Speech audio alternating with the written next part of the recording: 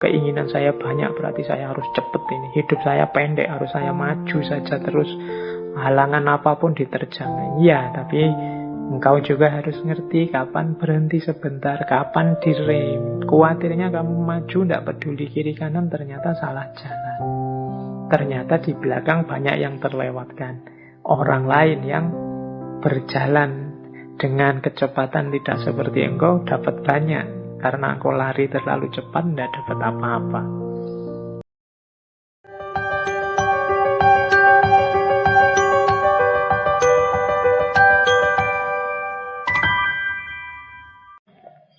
Jadi beliau, menurut saya, gagasan-gagasan beliau punya 3 ciri yang jadi kunci dalam hidup.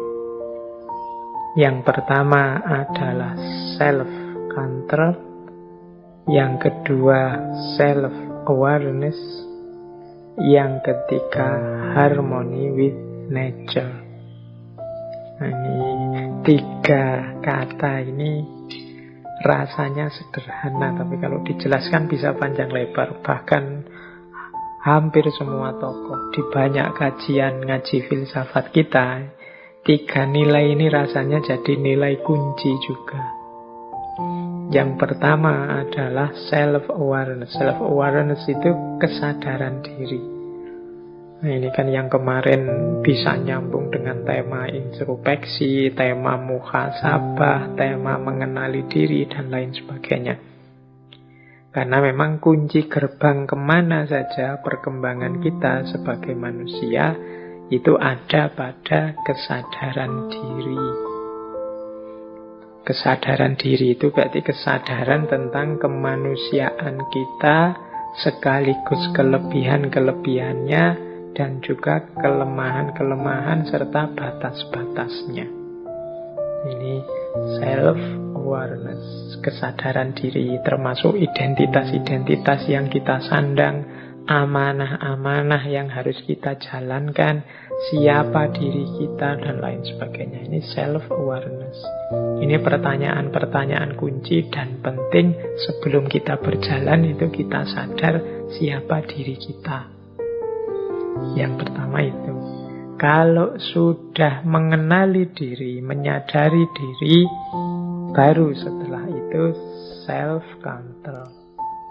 Kemampuan mengendalikan diri. Mengendalikan diri itu ya seperti saya bilang kemarin-kemarin, kita harus pinter kapan ngegas, kapan ngerem, kapan lari, kapan istirahat, kapan jalan saja, tidak usah lari. Nah, ini namanya self-control.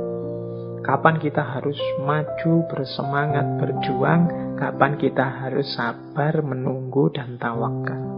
Ini kemampuan mengendalikan diri. Disinilah kita butuh kebijaksanaan, kita butuh wisdom, kita butuh nalar yang panjang. Jadi setelah kita memahami diri kita, kelebihan, kekurangan kita di mana, setelah itu kan kita mengendalikan diri kita. Apa yang harus aku lakukan, apa yang jangan saya lakukan.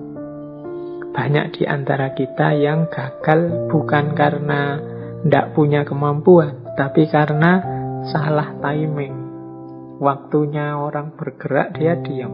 Waktunya diam, dia malah ngeyel, bergerak. Akhirnya tidak sukses, salah waktu.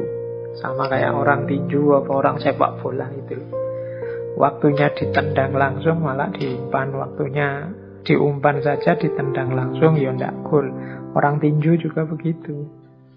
Kapan harus bertahan, kapan harus menyerang, itu kan kita harus pinter. Ini dalam hidup namanya self-control. Jangan mentang-mentang, Pak, saya ini kan orangnya ambisius, Pak. Keinginan saya banyak, berarti saya harus cepet ini. Hidup saya pendek, harus saya maju saja terus. Halangan apapun diterjang. Iya, tapi engkau juga harus ngerti kapan berhenti sebentar, kapan direm. Khawatirnya kamu maju, tidak peduli kiri kanan, ternyata salah jalan.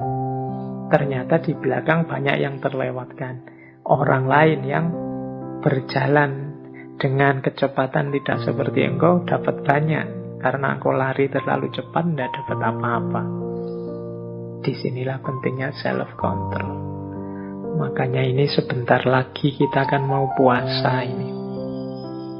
Puasa itu kan momen kita belajar self-control, menahan diri.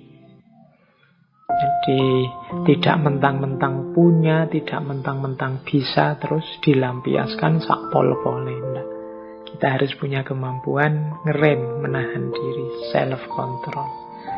Jadi seandainya hidup kita ini ada semacam remote controlnya, ya remote controlnya itu diri kita sendiri yang ngatur. Jangan kita di remote control oleh orang lain. Terus yang ketiga, harmony with nature. Jadi bagaimana kita hidup ini yang fitri, yang alami, selaras dalam kedudukan kita di tengah alam semesta. Jangan memposisikan diri di luar nature, apalagi di atas nature. Kita ini bagian dari nature dengan kelebihan dan kekurangan kita sendiri. Jadi ini yang ketiga. Hampir semua ajarannya Gandhi ya, ada karakter tiga ini: self-awareness, self-control, dan harmony with nature. Harmoni dengan alam semesta. Kalau istilahnya orang Jawa, memayu hayuning bawono. Jadi hidup selaras dengan alam sehingga keindahan kita menyempurnakan, melengkapi indahnya alam semesta. Jadi tidak seperti kemarin yang di tokoh-tokoh sebelumnya, kan mereka mengkritik manusia yang tidak harmonis dengan alam semesta. Mereka sewenang-wenang mengeksploitasi alam demi perkembangan teknologi. Sehingga akhirnya blunder karena rusaknya keseimbangan alam, kacaunya harmoni, yaitu nanti merusak kita sendiri, mengacaukan ritme hidup kita sendiri. Wabah, penyakit, bahkan mungkin termasuk pandemi yang kita alami hari ini, itu mungkin kalau ditelaah mendalam, banyak juga karena andil kita dari gaya hidup kita selama ini yang tidak harmonis dengan alam. Bahkan seandainya penyakit itu kan bukan ciptaan kita, Pak. Penyakitnya hadir sendiri, ya. Tapi karena gaya hidupmu tidak selaras dengan alam, penyakit yang harusnya sederhana, setiap orang mampu melawan oleh imunitas tubuhnya sendiri, sekarang jadi gawat luar biasa. Mengapa? Karena kita jadi lemah. Mengapa kita jadi lemah? Selama ini gaya hidup kita rusak, kacau. Nah, ini yang diajarkan oleh Gandhi. Makanya Gandhi itu dikenal orang yang sangat-sangat sederhana. Orang selevel beliau itu kan harusnya ya hidupnya, warnanya, auranya itu kemewahan atau kecukupan. Tapi beliau kan kesederhanaan dari cara hidupnya, bajunya, dan lain sebagainya.